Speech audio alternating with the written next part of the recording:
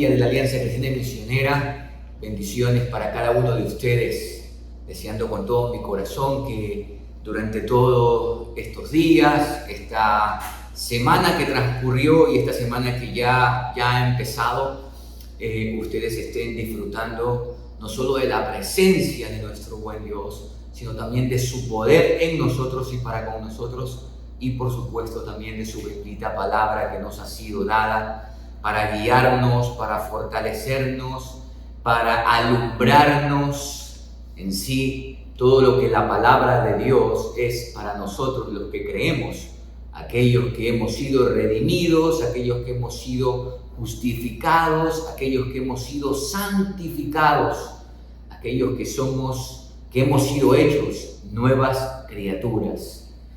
A Él sea siempre toda la gloria y todo el honor.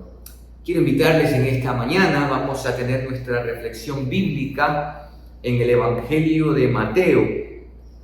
Específicamente vamos a leer el capítulo 10 del Evangelio de Mateo. Dice la palabra del Señor: entonces, llamando a sus 12 discípulos, les dio autoridad sobre los espíritus inmundos para que los echasen fuera y para sanar toda enfermedad y toda dolencia. Los nombres de los 12 apóstoles son estos: primero Simón, llamado Pedro, y Andrés su hermano, Jacobo, hijo de Zebedeo, y Juan su hermano, Felipe, Bartolomé, Tomás, Mateo el publicano, Jacobo, hijo de Alfeo, Lebeo, por sobrenombre Tadeo, Simón el cananista, y Judas Iscariote, el que también lo entregó. A estos 12 envió Jesús y les dio instrucciones diciendo: por camino de gentiles no vayáis, y en ciudades samaritanos no entréis, sino id antes a las ovejas perdidas de la casa de Israel. Y yendo predicad diciendo: el reino de los cielos se ha acercado. Sanad enfermos, limpiad leprosos, resucitad muertos, echad fuera demonios, de gracia recibisteis, dad de gracia. No os proveáis de oro, ni plata, ni cobre en vuestros cintos, ni de alforja para el camino, ni de 2 túnicas, ni de calzado, ni de bordón, porque el obrero es digno de su alimento. Mas en cualquier ciudad o aldea donde entréis, informaos quién en ella sea digno, y posad allí hasta que salgáis. Y al entrar en la casa, saludadla. Y si la casa fuere digna, vuestra paz vendrá sobre ella. Mas si no fuere digna, vuestra paz se volverá a vosotros. Y si alguno os recibiere, si oyere vuestras palabras, salid de aquella casa o ciudad y sacudid el polvo de vuestros pies. De cierto os digo que en aquel día del juicio será más tolerable el castigo para la tierra de Sodoma y de Gomorra que para aquella ciudad. He aquí yo os envío como ovejas en medio de lobos. Sed pues prudentes como serpientes y sencillos como palomas. Y guardaos de los hombres, porque os entregarán a los concilios y en sus sinagogas os azotarán. Y aún ante gobernadores y reyes seréis llevados por causa de mí, para testimonio a ellos y a los gentiles. Mas cuando os entreguen, no os preocupéis por cómo o qué hablaréis, porque en aquella hora os será dado lo que habéis de hablar. Porque no sois vosotros los que habláis, sino el Espíritu de vuestro Padre que habla en vosotros. El hermano entregará a la muerte al hermano, y el padre al hijo, y los hijos se levantarán contra los padres y los harán morir. Y seréis aborrecidos de todos por causa de mi nombre, mas el que persevere hasta el fin, éste será salvo. Cuando os persigan en esta ciudad, huid a la otra, porque de cierto os digo que no acabaréis de recorrer toda la ciudad de Israel antes que venga el Hijo del Hombre. El discípulo no es más que su maestro, ni el siervo más que su señor.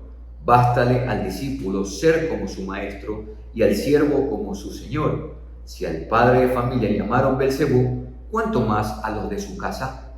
Así que no los temáis, porque nada hay encubierto que no haya de ser manifestado, ni oculto que no haya de saberse. Lo que os digo en tinieblas, decidlo en la luz, y lo que oís al oído, proclamadlo desde las azoteas. Y no temáis a los que matan el cuerpo, mas el alma no pueden matar. temed más bien a aquel que puede destruir el alma y el cuerpo en el infierno. No se venden 2 pajarillos por 1 cuarto. Con todo, ni uno de ellos cae a tierra sin vuestro Padre, pues aún vuestros cabellos están todos contados. Así que no temáis, más valéis vosotros que muchos pajarillos.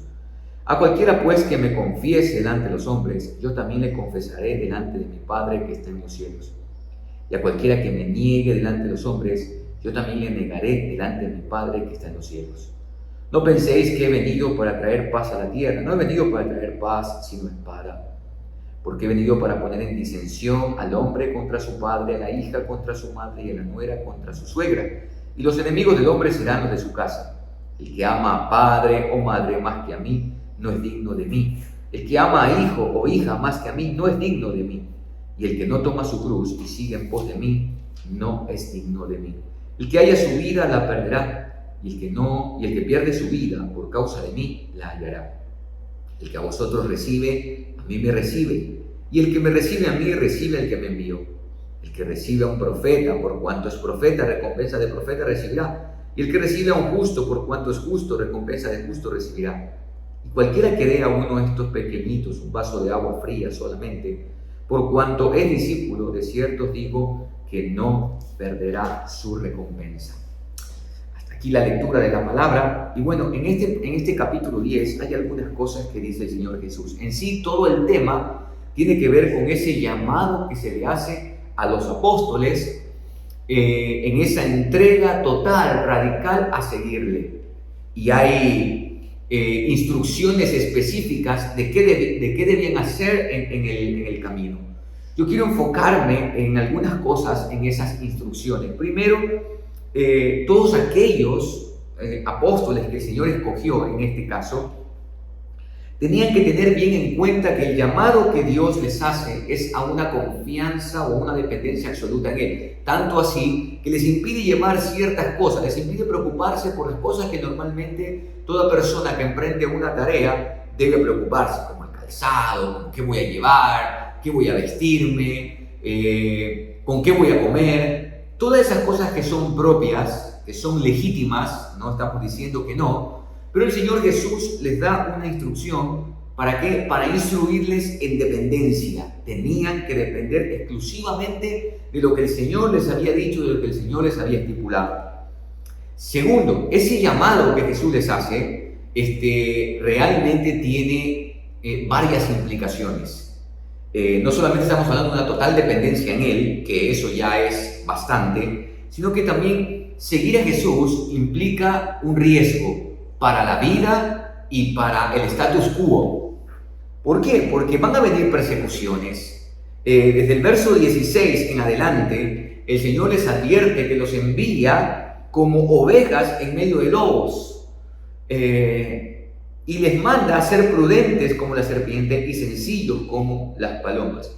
Y a continuación les advierte que serán entregados en los concilios, que serán azotados, que experimentarán todo esto. De hecho, posteriormente se va a cumplir esto perfectamente luego de la resurrección del Señor, y más específicamente hablando cuando los discípulos comienzan a testificar acerca del Señor Jesucristo, que ha sido muerto y resucitado. Aquí el Señor, como el profeta que dijo Moisés que Dios mismo le levantaría como el mayor de los profetas, como el gran sumo sacerdote que él es, como el Hijo del Hombre, el Rey de Reyes y Señor de Señores, pues proféticamente les dice lo que sucedería más adelante. Lo que tienen que tener en cuenta es que seguir a Jesús, obedecer al llamado que les ha hecho, no es algo para la comodidad, sino que va a haber confrontación. Va a haber una confrontación con la sociedad, incluso va a haber una confrontación con la familia, tanto así que, como dice el verso 21, el hermano entregará la muerte al hermano y el padre al hijo, y los hijos se levantarán contra los padres y los harán a morir, y seréis aborrecidos de todos por causa de mi nombre, mas el que persevere hasta el fin, será salvo. Como digo, no es solamente un salir de la comodidad para entrar en la confrontación, sino también es aborrecimiento de parte de la sociedad y también de parte de la familia. Iba a entrar en una confrontación. Y todo esto devendría en un temor, humanamente hablando, causaría temor lo que Jesús está diciendo acá. Y poniendo ejemplos, les manda a que no deben temer. No temer. ¿Por qué? Porque las personas ciertamente pueden matar el cuerpo, pero no el alma. No la parte espiritual del ser humano. Pueden matar la parte tangible, la parte física, pero no pueden matar el alma. Más bien ellos deben temer a aquel que sí tiene el poder de terminar con todo. Y pone ejemplos de los pajarillos y de los cabellos que están todos contados, nuevamente para hablar de su soberanía, de su control, de que nada de lo que acontezca en la vida de ellos está fuera del control y sobre todo del propósito que Dios tiene al haberlos escogido. Y a continuación también, volviendo al tema, Jesús les dice que Él no ha venido para traer paz a la tierra, sino que ha venido para traer espada. La figura aquí es de una lucha, es de una guerra. Y los discípulos en este caso deben estar plenamente sabidos, ¿sí? Deben estar al tanto de las implicaciones que tiene seguir a Jesús. Algo así como cuando el célebre Garibaldi ofrecía librar a Italia de los poderes, del poder tirano de Mussolini. La gente le preguntó qué cosas ofrecía. Y les dijo, bueno, lo que les ofrezco es penuria, lo que les ofrezco es escasez, lo que les ofrezco es dolor, lo que les ofrezco es sufrimiento, sangre, sudor, espada, pero al final las más grandes o el más grande de los propósitos, la victoria, la libertad de los poderes tiranos. De alguna forma, Jesús está aquí declarándole a los discípulos, a los apóstoles, lo que constituye seguirle a Él. No es una cuestión de a medias tintas, es una cuestión de confrontación. Iban a recibir aborrecimiento no solamente de la sociedad, sino también a causa de su familia, pero les dice esta máxima en el verso, en el verso 29. Dice, el que haya su vida, la perderá. Y el que pierda su vida por causa de mí, la hallará. Aquí esta es una máxima de vida. Porque realmente, amados, buscar la propia satisfacción de la vida realmente es perderla. El hombre, cuando no tiene un propósito fijo por el cual vivir, un propósito más alto que él mismo, porque eso hay que enfatizarlo, vivir con un propósito más alto que nosotros mismos, es realmente hallar la vida. Es paradójico, pero es así. Y es paradójico, porque esta es una gran paradoja, que el que pierda su vida la hallará. Es decir, el que deje de vivir centrado en sí mismo y pensar que él es el fin de todo, que el placer o el poder son el fin de todo, realmente podemos hallar la vida, podemos hallar el sentido de la existencia, el propósito de la existencia, el propósito de la vida. Como Víctor Frank, en uno de sus libros, El hombre doliente, hablando él del sentido de la vida, del existencialismo, él dice que la única manera de comprobar la vida o de entender el sentido de la vida es a través de la vida. Y precisamente es así. Y él va a hablar de la vida facultativa y de la vida fáctica. ¿No? La vida fáctica es la vida que nosotros vivimos, la vida que usted y yo estamos acá, la existencia en sí. Pero la vida facultativa es con qué propósito Dios nos ha permitido vivir en este mundo. ¿Por qué nos ha dado todo? ¿Por qué nos ha dado lo que nos ha dado? Los talentos que nos ha dado, las capacidades que nos ha dado. Eso tiene que ver con la vida facultativa y todo tiene sentido.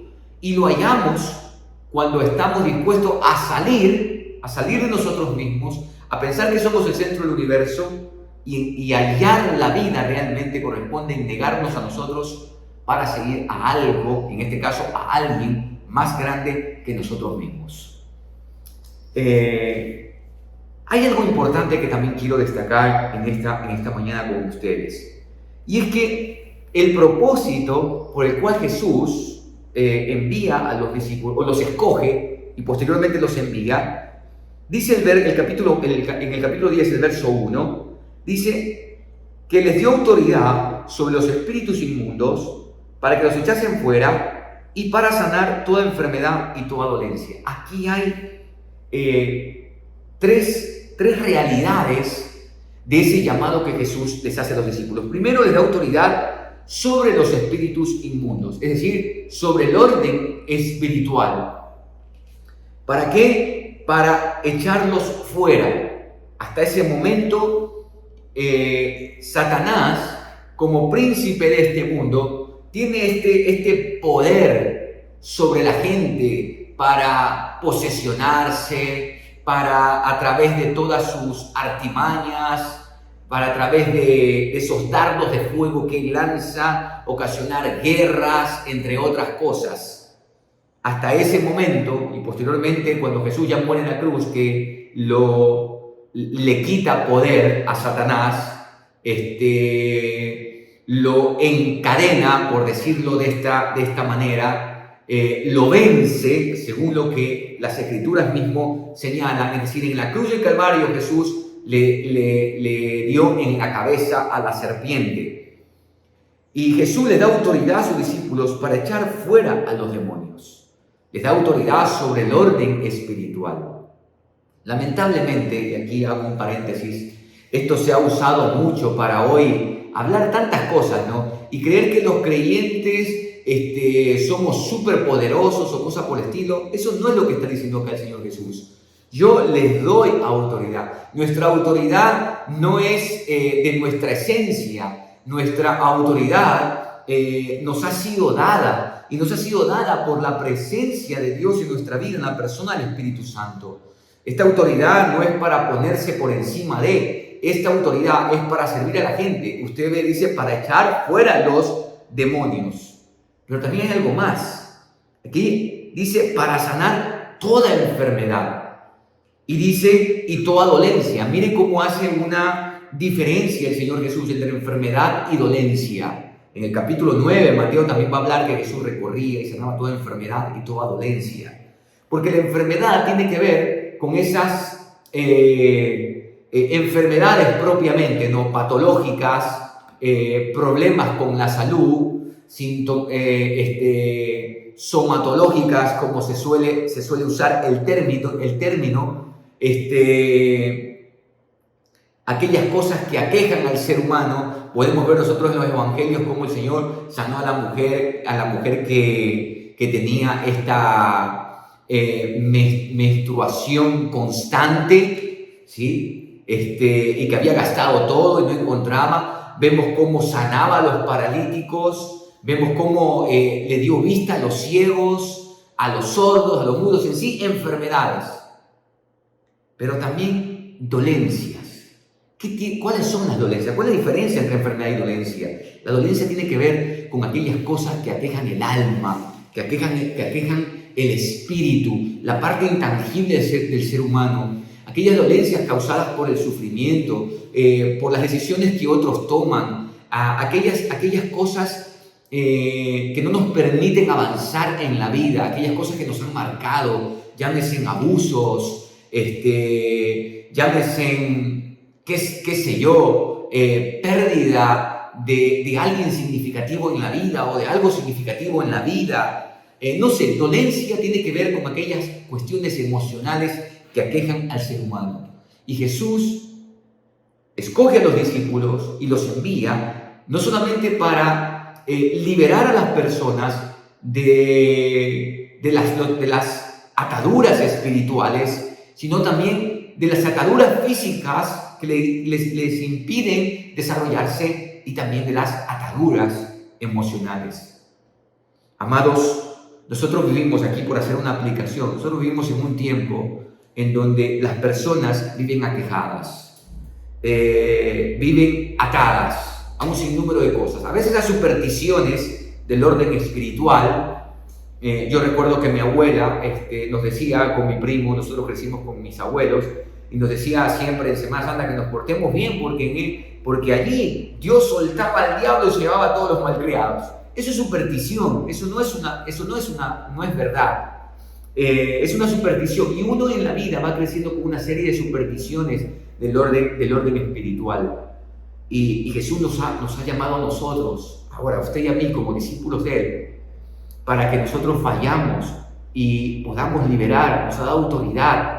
La autoridad aquí nuevamente ha sido delegada para el servicio, para liberar al ser humano. No es para someternos, no es para ponernos por encima de Él, tampoco para ponernos por encima de los demonios y decir que le vamos a aplastar la cabeza al diablo. Esa no es nuestra labor. Eso es lo que Jesús ya hizo. Él ya venció la guerra. Nosotros lo que tenemos que hacer es enfrentar la lucha espiritual en este mundo, en este orden en el que usted y yo estamos. Y también nos ha llamado para orar por los enfermos, para pedir que Dios tenga misericordia y obre milagros, como Él lo ha hecho en todos los tiempos, en todas las épocas, en todas las culturas. Y también nos ha dado autoridad para sanar dolencias, y más aún en este tiempo cuando la gente vive sin sentido, cuando la gente vive sin propósito. Usted y yo hemos sido escogidos, hemos sido redimidos, hemos sido adoptados como hijos, hemos sido santificados. Dios nos ha dotado con el Espíritu Santo la promesa, y es amado con este firme propósito para liberar a las personas, sus ataduras espirituales, liberarlos de sus cuestiones físicas, si así el Señor lo quiere, por supuesto, y tenemos que hacerlo. Estamos llamados a creer en eso, y también a liberarlos de toda dolencia, darles esperanza en medio de un mundo de desesperanza. Y por último, lo que quiero resaltar acá es con una pregunta para ustedes. ¿Cómo quieren ustedes terminar su vida? A mí me llama mucho la atención que en los evangelios, siempre que se habla de esta porción, en los sinópticos, cuando Jesús escoge a los discípulos, siempre se menciona como último a Judas. No sé si Judas haya sido el último a quien Jesús escogió. Realmente en las Escrituras no encontramos cuál fue el primero. Bueno, podemos hablar en el Evangelio de Juan, que los dos discípulos que se acercan a Jesús, Andrés y el otro discípulo, Andrés, hermano de Pedro, son discípulos de Juan el Bautista, se acercan a Jesús. Y luego Andrés va y le dice a Pedro, ahí podemos decir el primero, el segundo, luego vamos a Felipe, posiblemente a Natanael.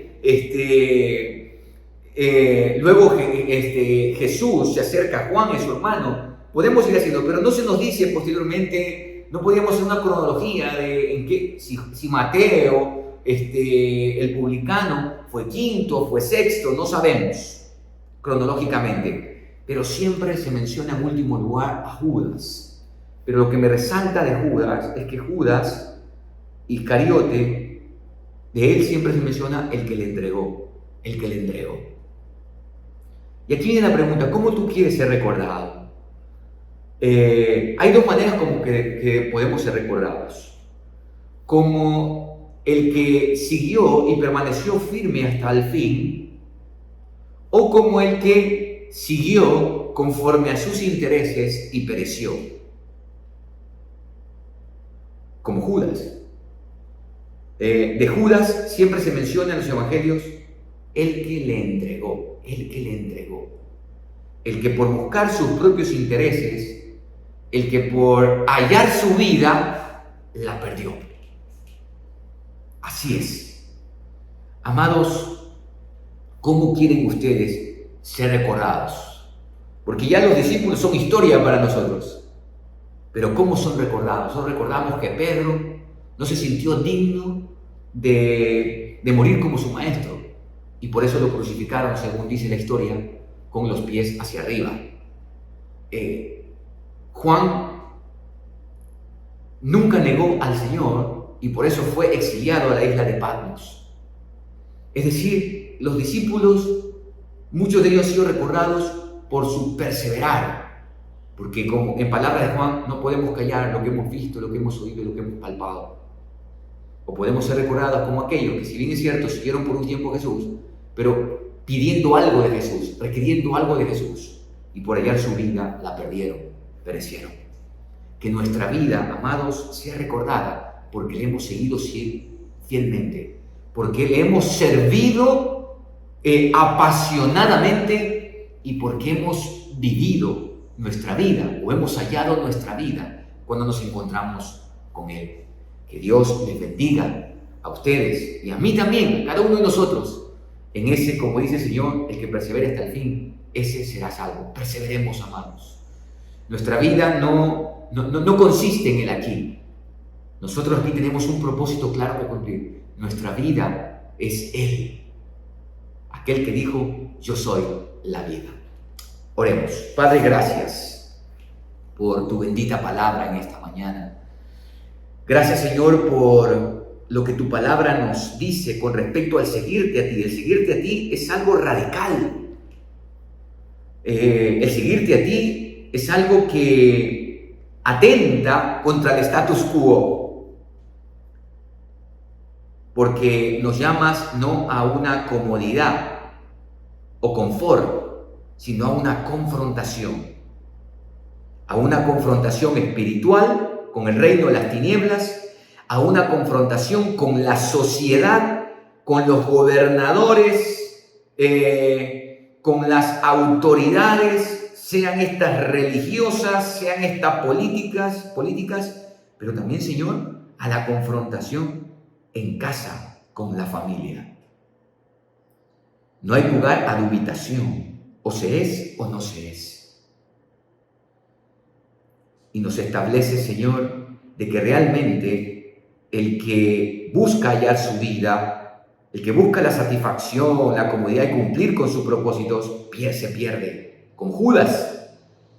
Pero el que en ti encuentra la vida, realmente la hallará, pues tú eres la vida. Y eso da un sentido de propósito. Bendito seas, Padre. Gracias por tu palabra. Gracias, Señor, por ese llamado que tú nos haces. Nos has dado autoridad para liberar a la gente de las opresiones espirituales, de las opresiones físicas y también de las opresiones emocionales o psíquicas. Señor, tú nos has dado esa autoridad. No es una autoridad para ponernos por encima de, es una autoridad para el servicio de, para vivir, para servir, para vivir, para glorificar tu nombre de esa manera, compartiéndoles a otros de ti, de aquel que dijo: yo soy el camino, la verdad y la vida. Padre, que aprendamos el maravilloso arte de la dependencia, el maravilloso arte de contemplarte a ti y a partir de allí rendir toda nuestra vida para tu servicio, y un servicio radical. Ayúdanos, Señor. Ayúdanos, Señor, a mantenernos firmes para ser recordados no como el que te entregó porque quiso hallar su vida, sino como aquel que se entregó para encontrarse contigo y permanecer contigo por toda la eternidad. Gracias, Padre, en el nombre de Cristo Jesús. Amén y amén. A nuestro buen Dios sea la gloria por todo lo que Él hace. Bien, amados, vamos a tener nuestro acostumbrado tiempo de oración. Primeramente vamos a orar por todos los preparativos para la Asamblea Nacional de la Alianza, que se va a dar cita acá en Puerto Viejo, en el Templo Metropolitano Alianza, la comunidad donde nosotros servimos, y estamos ansiosos y expectantes de lo que el Señor va a hacer y también de que ustedes vengan. Algunos de ustedes vendrán, serán delegados, y bueno, les esperamos con lo que caracteriza al manabita, su hospitalidad. Así que, amados, esperamos verles y tenerles acá entre nosotros, y oremos por todo lo que, en este caso, la Iglesia Nacional se está preparando, así como también la sede, el Templo Metropolitano Alianza. Oremos. Padre amado, queremos darte gracias porque en medio de todas las situaciones la Iglesia no se detiene, y no se detiene porque no está radicada en su poder. Su avance no es en su poder, sino en tu poder. Y a pesar de todo esta pandemia que hemos vivido, Señor, tu Iglesia ha seguido avanzando. Nada la detiene. Así como la oscuridad de la noche no detiene el avance de la marea, De la misma manera, la oscuridad de los tiempos que vivimos no detiene el avance del reino de Dios. Te queremos, Señor, rogar por todos los preparativos para la Asamblea Nacional de la Alianza, que se dará cita acá el 24 al 26 de este mes. Oramos, Señor, desde ya por todos los delegados, por cada uno de los delegados, por los pastores, que tú los guardes, que tú los convoques también, Señor. La importancia de participar activamente en las asambleas para el mejor desarrollo, en la administración, la dirección de lo que es la Iglesia Nacional, la Alianza Cristiana y Misionera aquí en el Ecuador. Te agradecemos por la Junta Directiva Nacional, por todo el esfuerzo, Señor. Te agradecemos por cada una de las comisiones. Oramos, Señor, también porque en esta asamblea trataremos el tema de los estatutos y reglamentos. Te damos gracias porque hay un buen sentir. Creemos firmemente que nos has guiado, Señor, hasta esto. Gracias porque tú has conducido los destinos de tu iglesia hasta este momento y lo seguirás haciendo. Oramos, Señor, por todas las comisiones del Templo Metropolitano Alianza que estarán sirviendo en las distintas áreas de lo que corresponde a la asamblea. Señor, te pedimos desde ya que tú nos cubras, que tú nos guardes, que nos preserves y que en esta Asamblea Nacional tu nombre sea glorificado, Padre amado. Gracias por todo, Señor, lo que tú vas a hacer en el nombre de Cristo Jesús. Amén y amén. Hermanos, en esta segunda petición vamos a orar por los miembros de la Directiva Nacional de Ángel y por cada uno de los equipos distritales que apoyan toda la labor de Ángel. Oremos que el Señor les bendiga y también, hermanos, apoyemos a Ángel participando activamente de todas las convenciones, de toda el plan de trabajo que ellos tienen para este 2022. Oremos. Padre amado, ahora queremos rogarte, agradecerte primeramente por todos los miembros de la Directiva Nacional de Ángel. Gracias, Señor, por quien preside toda la directiva, que es el pastor Pablo Polanco. Te agradecemos por su vida. Oramos que tú lo guardes, que tú lo guíes, que tú lo fortalezcas, que tú seas, Señor, la roca en la que está fundamentada su vida siempre, en todo momento y en toda circunstancia. Gracias por la vida de su esposa, por la vida de sus hijos, por el ministerio que tiene también en la comunidad de Cumbayá como pastor allí. Te agradecemos, Señor. Te agradecemos también porque Él es parte del Ministerio de Finanzas y cómo han bendecido la Iglesia Nacional a través de este ministerio. Gracias, Señor, por su labor. Gracias por el resto de la directiva, Señor. Te agradecemos por Santiago, te agradecemos por Martín, te agradecemos por Afranio, te agradecemos por todos los equipos distritales de apoyo. Señor, guárdalos, bendícelos a ellos y su familia, cuídalos, oh Dios. Y oramos para que toda la Iglesia Alianza a nivel nacional, juntamente con los jóvenes de cada comunidad, apoyen el trabajo de la directiva de Ángel. Todo este plan de trabajo anual, que seamos un apoyo, no solamente en oración, sino también, Señor, en la participación en cada una de esas actividades. Oramos, Señor, por todo el plan de trabajo que ellos ya han desarrollado, para que tú los dirijas, para que tú les des sabiduría y fortaleza, y ánimo y fe, Señor, confianza absoluta en ti. Te damos gracias en el nombre de Cristo Jesús. Amén y amén. Hermanos, en esta tercera petición vamos a orar para que los ecuatorianos puedan conocer al Señor Jesucristo como su Salvador y Señor.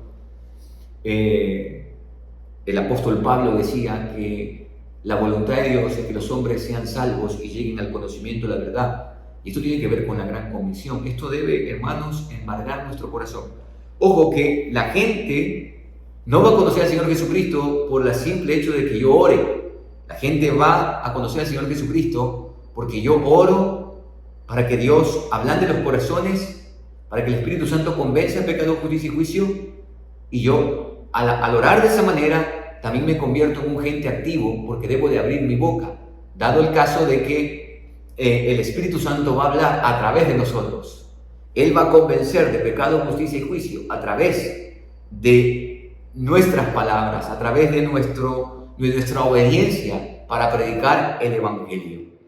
Vamos a orar, consciente de la responsabilidad que tenemos cada uno de nosotros de predicarle a las personas de que solo Jesucristo salva, de que solo Él es el Salvador y que no hay otro nombre bajo el cielo de los hombres en que podamos ser salvos. Padre amado, queremos rogarte ahora, Señor y Dios nuestro, para que tu iglesia vuelva a aquel mandamiento antiguo, muy antiguo, de que tú, como le dijiste al pueblo de Israel, tú los escogiste no porque eran fuertes, más bien eran débiles, no porque eran muchos, eran pocos, pero tú los escogiste para que ellos se convirtiesen en bendición para las naciones a la cual ellos entrarían a poseer. Y de la misma manera, tú nos has escogido a nosotros para que nosotros seamos ese linaje escogido, ese real sacerdocio, anunciar las obras de aquel que nos llamó de las tinieblas a su luz. A ir por todo el mundo y predicar el Evangelio. Señor, tu propósito no ha cambiado, ni en un poquito, ni un ápice. Y oramos, Señor, para que nosotros tengamos en cuenta eso. Hoy, la iglesia, a veces estamos entretenidos en muchas cosas, muchos programas, muchos proyectos.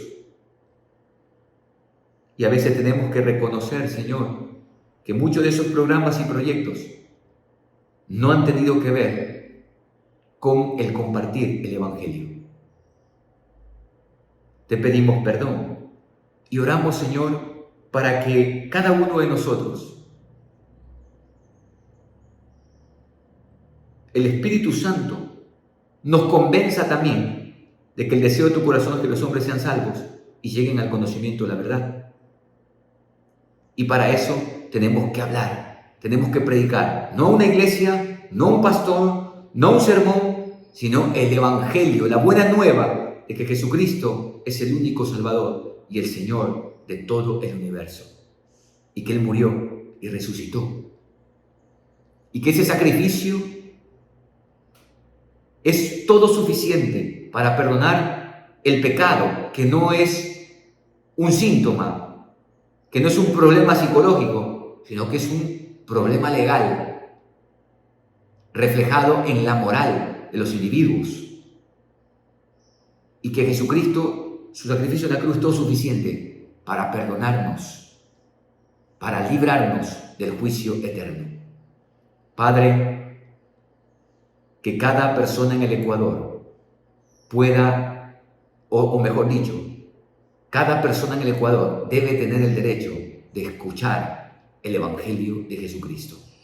Ayúdanos a convencernos de esto y a ponerlo en práctica en nuestra vida. En el nombre de Jesús. Amén y amén.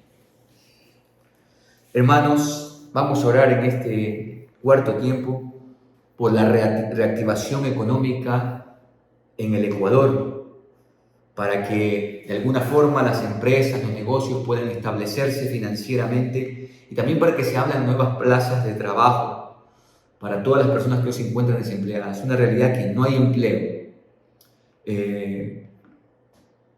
No podría darle estadísticas de esto.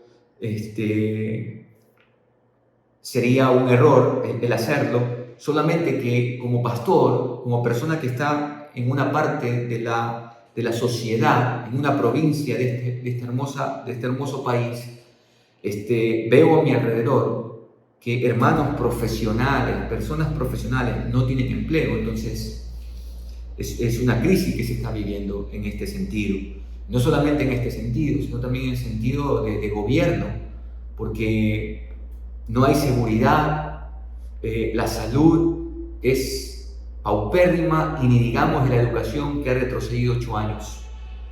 Así que, hermanos, vamos a orar. Quizás tengamos que orar por la reactivación integral del Ecuador, pues de nada sirve tener plazas de trabajo si tenemos gente desnutrida, que no pueda dar el todo en el trabajo, y si vivimos en un ambiente de seguridad como el que vivimos, o gente también con problemas en su salud. Oremos. Señor, queremos presentar delante de ti la realidad integral de nuestra nación, de esta nación en la cual tú nos has puesto y de la cual somos responsables. Oramos, Señor, no solamente por la reactivación económica aquí en el país, oramos también, Señor, por el mejoramiento de las partes más importantes, a mi entender, de una sociedad, como son la salud, la educación y la seguridad. La seguridad no solamente en las fronteras, sino también la seguridad ciudadana, Señor, que hoy tristemente, como se suele decir allí en las redes sociales, es tierra de nadie. Te rogamos, Señor, que tú tengas misericordia y que el Ecuador pueda reactivarse integralmente. Y eso va a depender de cada ciudadano, va a depender, por supuesto, de cada empresario, va a depender de una ética fundamentada no en los propios intereses, sino en el bienestar común. Puede sonar como una quimera, puede sonar como un idealismo, pero Señor, a quienes te conocemos, sabemos que esto no es una quimera ni un idealismo, sino que es un mandato tuyo, Señor, de preocuparnos por los pobres, de preocuparnos por los vulnerables y de que en toda la sociedad haya esa justicia no plena, porque eso viene de ti, de tal manera que la sociedad pueda funcionar equilibradamente.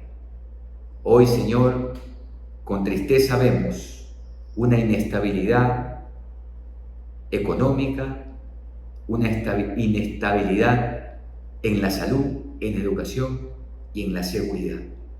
Y ponemos esto en tus manos, Señor. Solo tú eres el único soberano, porque del que está arriba, sobre él está otro más arriba, y ese eres tú, Señor. Ponemos, Padre, las autoridades, el presidente, con todo su gabinete, para que tengan conciencia de la realidad del Ecuador. En el nombre de Jesús oramos. Amén y amén. Y por último, amados, en esta quinta petición, vamos a orar, hermanos, por todo lo que se está viviendo en el país con la violencia intrafamiliar. Aquí en la petición dice por las mujeres, pero no solamente es por las mujeres. Violencia intrafamiliar, hermanos, es bastante amplio. Hay violencia también contra el varón. Hoy hay una violencia contra el varón. El hecho, no estoy, por favor, no me malinterpreten, queridas damas que están escuchándome, pero lamentablemente hoy se está polarizando mucho las cosas, ¿no? Y hablando solamente de la violencia contra la mujer, pero también hay violencia contra el varón. Que el hecho de que no haya muchos casos no quiere decir que no exista. No hay muchos casos por el asunto de vergüenza, que un varón sea violentado, pero el varón está siendo violentado también. No solamente en la parte física, eso es muy poco, sino en su ser de varón. Ya en sociedades, por ejemplo en España, hermanos, ya se busca que el varón sea un delicadito, ¿no? No puede decir nada, ya el varón no puede asumir un liderazgo. Eso es violencia contra el varón. Así que cuando se habla de femicidio, hermanos, no existe tal cosa de femicidio. Lo que existe es homicidio. Porque entonces también cuando maten a un varón tendríamos que hablar de el homicidio o el varoncidio. Pero no, es homicidio. Es atentar, homo tiene que ver con el hombre. En el hombre en el sentido genérico que habla del ser humano. Entonces se quita la vida a una mujer, se quita la vida a un varón, se quita la vida a un anciano, se quita la vida a un niño, se quita la vida a un adolescente, a un joven. Es homicidio. Así que a mí siempre me gusta enfatizar la terminología correcta para no dejarnos lavar el cerebro como este mundo pretende hacerlo.